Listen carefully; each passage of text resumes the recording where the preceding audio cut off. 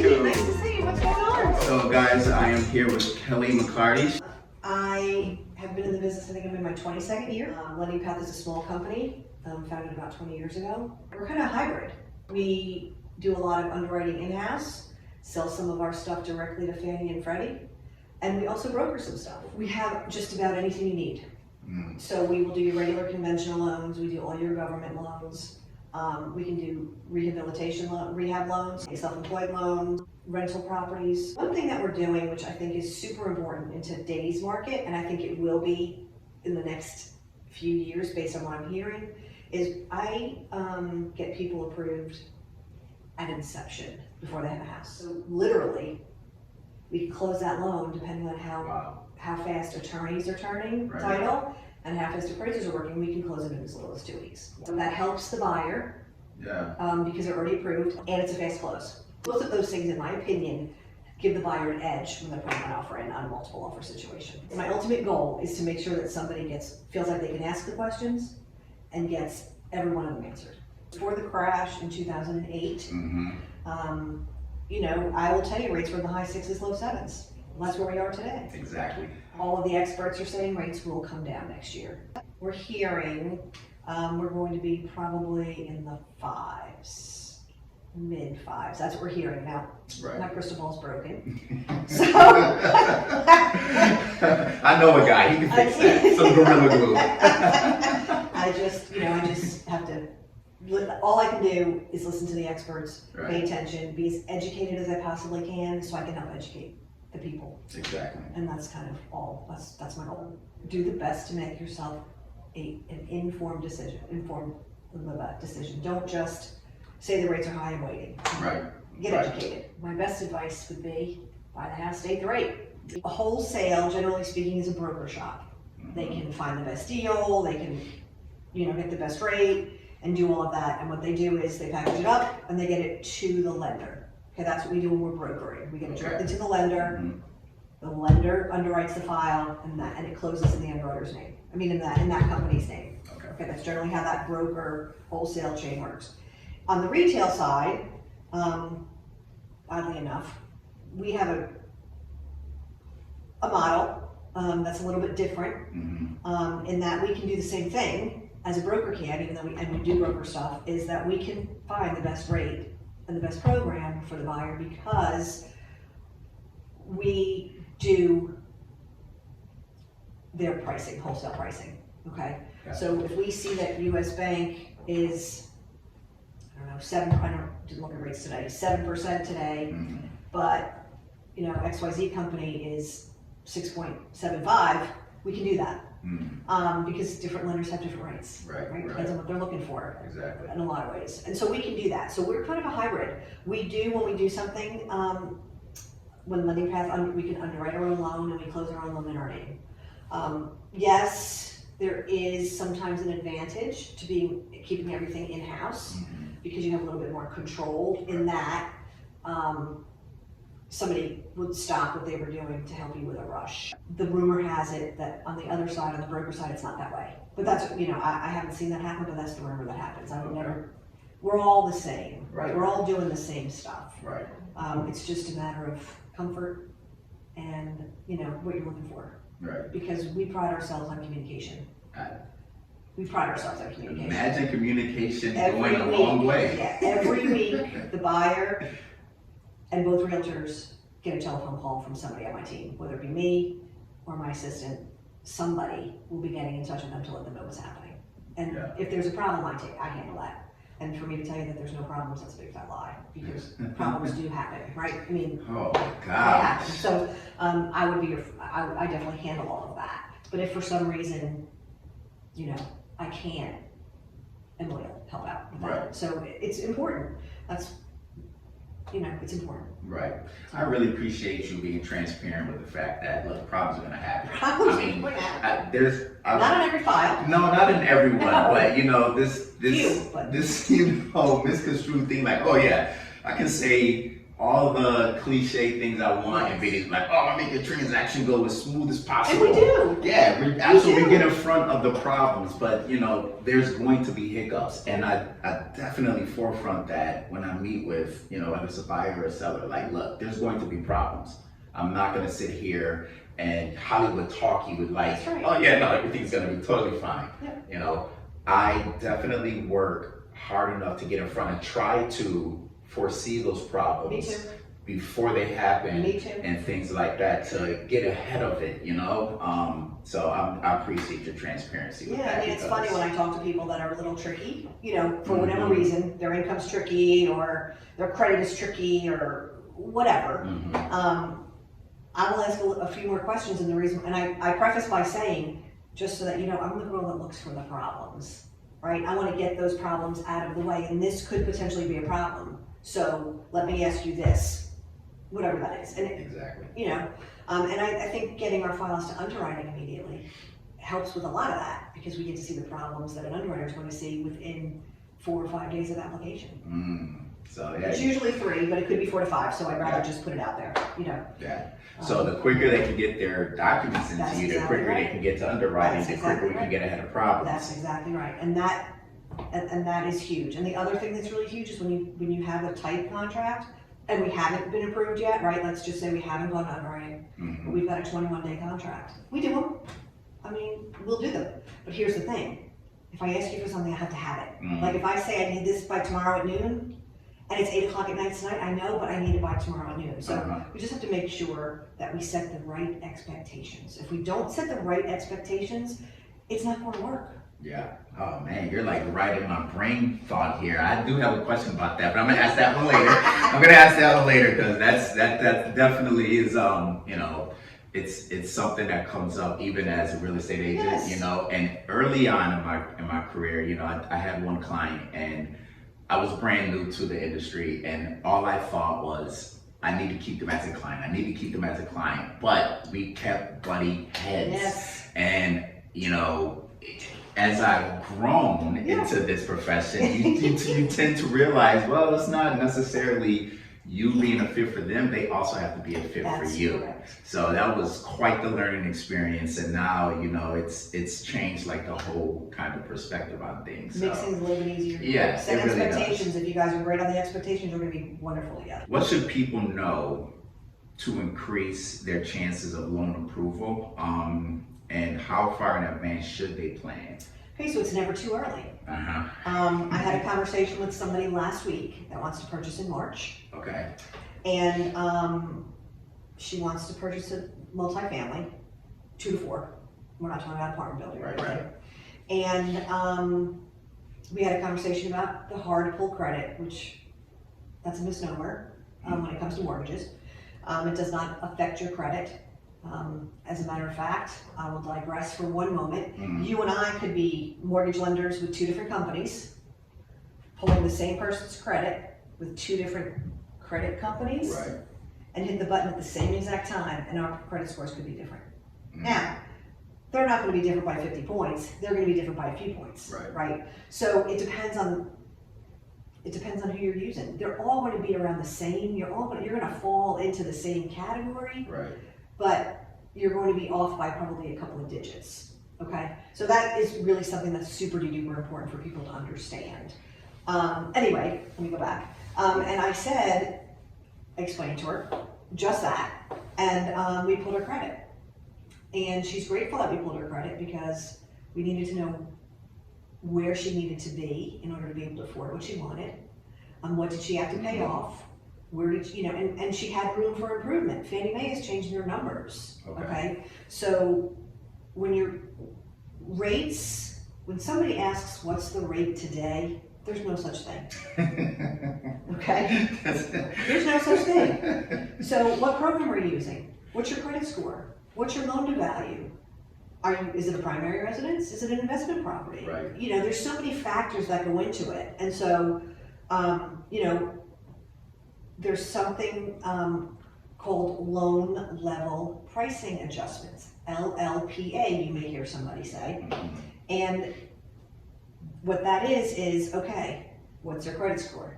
What type of program is this? How much are they putting down? What's their loan amount? Because if your loan amount is on the lower side, sometimes your rate's higher, believe it or not, Right. because the bank wants to get their money, right? Mm-hmm. And so there's all of these factors that come in. So she had some room so that she could get the A+ rate. So what do we do? Right. Let's do this, this, and this, and let me know when you're finished with that, and then we'll re-pull credit again because we have time, Right. and then we'll see where we are and see if we need to do anything else, tweak anything else. Where do we need to be? So honestly, I don't think it's ever too early. I really don't. I think once you have the idea that I want to buy a house and I just re-signed my lease, okay, let's do it. Right. Let's get started.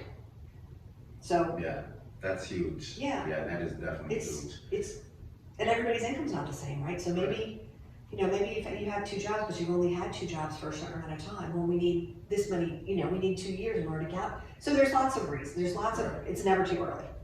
Okay. In my opinion, it's never too early. No, I definitely agree. And I like the fact that, especially for this particular person, like she knew this is what I want to buy. Yep. What do I need to do now? What do I need to do? Where do I need to be? Yeah, That's exactly, right. Yep. exactly. So that definitely makes it easier for us to work with people who definitely have direction for themselves Yep. and know exactly what it is they're trying to accomplish with purchasing a house, and definitely giving themselves that year to, like I said, they just signed a new lease, and all right, all I know, I have a year. And if things can happen within 6 months, I actually talked to somebody, even for my own situation. When we moved down, we rented for probably about a year, almost a year and a half before we bought our house.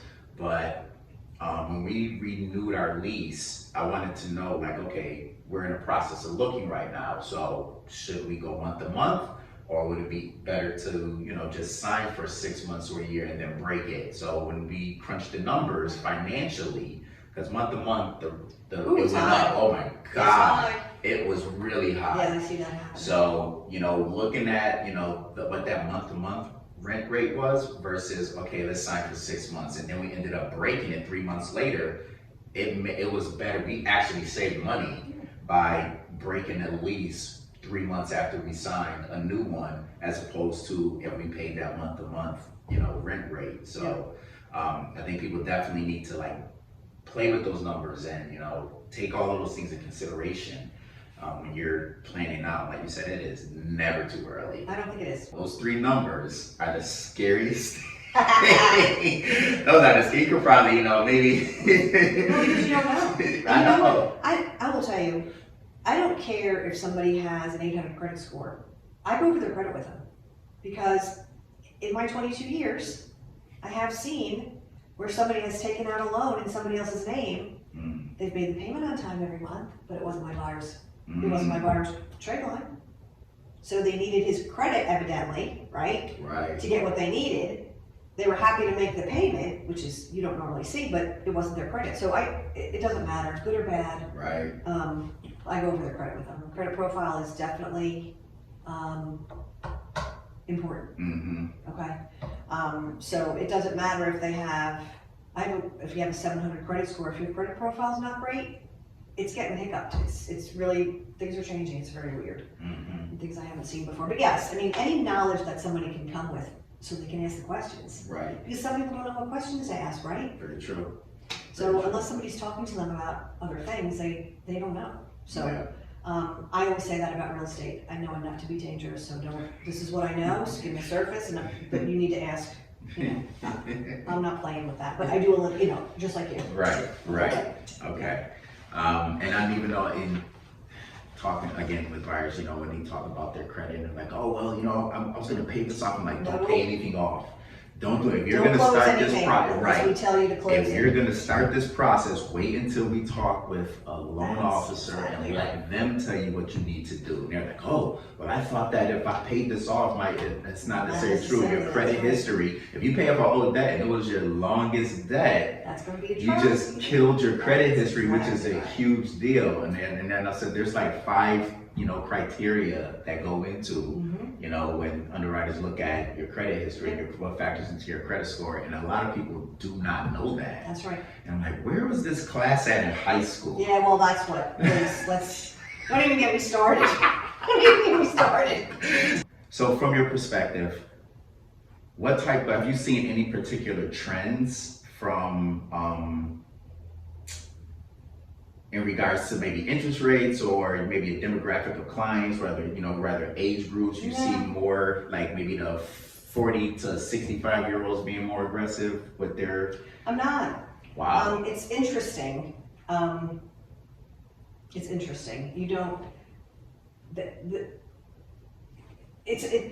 I can't explain it, but some of our youngers they'll do whatever they can to get into a house, and some of us who are well established are like, yeah, I'm not doing that right now. Yeah. So and vice versa.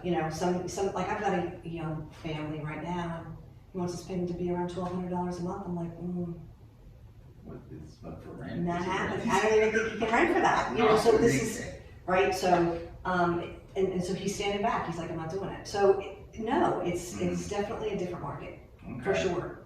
So it's literally coming down to what's going on in their lives. In their lives, yep, that's exactly right. We're having a new baby. We're downsizing. We're upgrading. We're Right. And I see most of what I see today are people who are relocating. Mm-hmm. There's not a lot of people who are moving from A to B. Right now. So where are you seeing most of the people coming from? the Northeast. Yeah. I was gonna say same. Like New York. I see even like Pennsylvania, Ohio-ish. That's not Northeast, but No, Jersey. Yeah, Jersey. Yeah. And Massachusetts. See a lot of those license plates. Yeah, I pay attention to a lot of license plates, and it's like, Delaware, Jersey, it's a lot of Jersey. A lot of Jersey. In a nutshell, what would be the process? So somebody, like, hey Kelly, I have a buyer client, I'm sending them your way. Then what would be the process? So we're going to start differently. We're going to start the same way, but it's going to depend on what the buyer wants, right? Before you. So I always say, okay, would you prefer to have a conversation first and then do an application? Would you prefer to apply online? Everybody, right? There's some people that just want to go home and do it in the comfort of their home. Mm-hmm. You've got people who want to do it on their phone during their lunch hour. I mean, you've got all kinds of, depends on what they want, right? So that's kind of how I do it. So that's how I start it. We will always have a conversation, but is the conversation before I see what you look like or after I see what you look like on paper? And then, generally speaking, I don't give a pre-approval out without seeing income documentation. Because, perfect example, I spoke to somebody 2 months ago who told me that he made $40,000 a year. Great, I got his paychecks, his pay stubs, and he broke that down, and he was paid hourly, and he gave me the $40,000 a year income. And I said, are you paid salary? And he said, yes. But not everybody gets salary, or, he just knew. So anyway, I needed to see that because some of his money was overtime, right? So what if I couldn't count that? What if he hadn't been collecting overtime for 2 years? So I don't do pre-approvals without seeing income documentation. And if we have a squirrely income, I'm gonna collect it all, I'm gonna send it underwriting. But I send everything to underwriting anyway. Today I do. As long as somebody's okay with it, I do it. Because it takes away a lot of the pressure for them. They don't have to worry. It's gone through, it's done. And so so that's the process. We have a great conversation, we talk about it, I get their income documentation, and then send them on underwriting. When it comes out of underwriting, we have another conversation, and we either get items or we don't, right? What is needed. If I know somebody's story, I know what is going to be needed, okay? So if I know that they have commission income, I know what I need to do to get that, to get documentation of that. If they're collecting child support or alimony or paying child support or alimony, I know what I need, and I get that. So if I know that somebody is collecting child support and they're collecting $300 a week for their 3 children, and I get their ages. If one of them is 16, that's not going to continue for 3 years, I can't count that. So, but I can count 200 because the other 2 kids, right? We need birth certificates, we need to be able to prove their age, we need the court order. So there's things that we will need, and I'll just collect all of that up front so that there's no surprises, so that the underwriter has it, right? And generally speaking, the underwriter will come back with nothing. But 6 times out of 10 they come back with something. But that it just is what it is. Right. So, and that's kind of how it works. And then we stay in communication. If you're out there looking, we will check with you every week. How's it going? What can we do? Have you seen anything crazy? Have you seen anything? Okay. Has anything changed? Right. I lost my job. No joke. No joke. We did the 2 days before or 3 days before closing, we did the verification of employment, and he had lost his job 3 weeks prior and didn't tell anybody. It happens. It happens. I don't think a lot of people realize that when it gets to closing, that it goes through again just to make sure nothing changed. Right. So now we ask, still with your same company? Because you learn, right? Right. That wasn't a mistake. Nobody made a mistake, but we learn from behavior, Exactly. right? And what people have done. And so, that, has anything changed? That's the question we ask now. But, Are you sure nothing changed? so, Is there anything you want to tell us? well, Just he didn't think it wondering. was important because he was Ubering and doing things and making the same amount of money doing odd jobs, but that doesn't work, unfortunately. Oh gosh. So, anyway, so that's what we do. And like I said, that communication is big. Some people, like I have somebody right now who's under contract for a new build.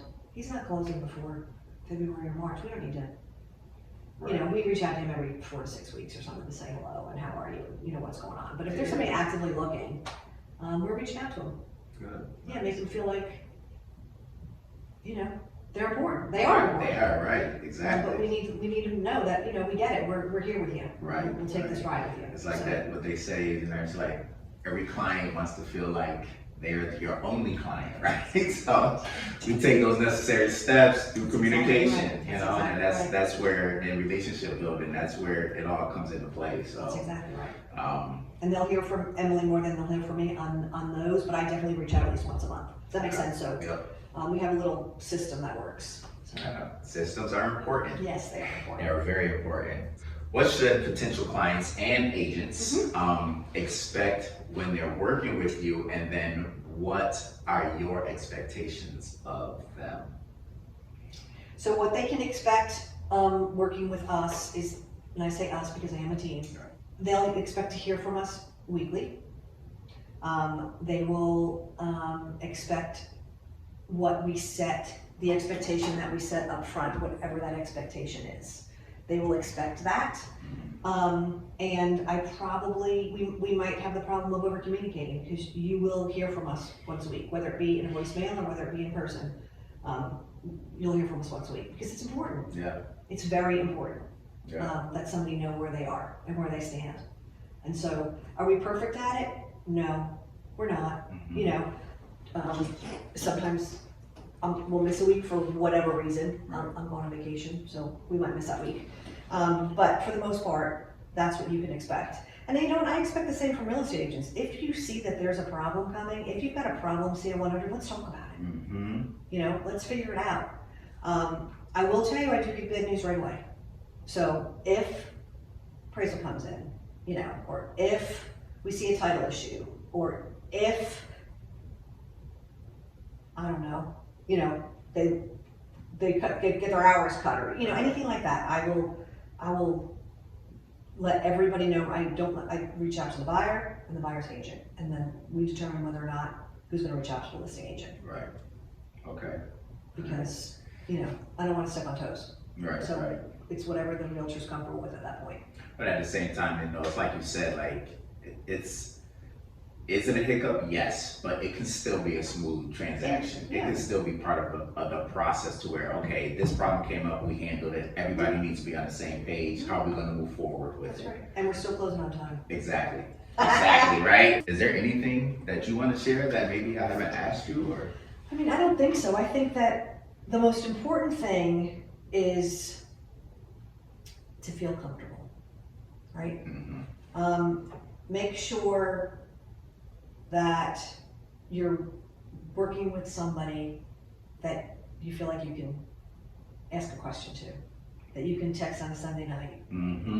I may not answer my phone on a Sunday night, but I'll probably answer my text on a Sunday night, right? Very If true. I'm out, if you call, I will text and say, I'm out, can we do this by text? If not, tomorrow morning work or whatever, Exactly. you know? And I think that, you know, your family may be with XYZ Bank forever, but you might not get to talk to the same person every time. They may not work, they may not answer your text on a Saturday night. If that's important to you, you need to ask those questions.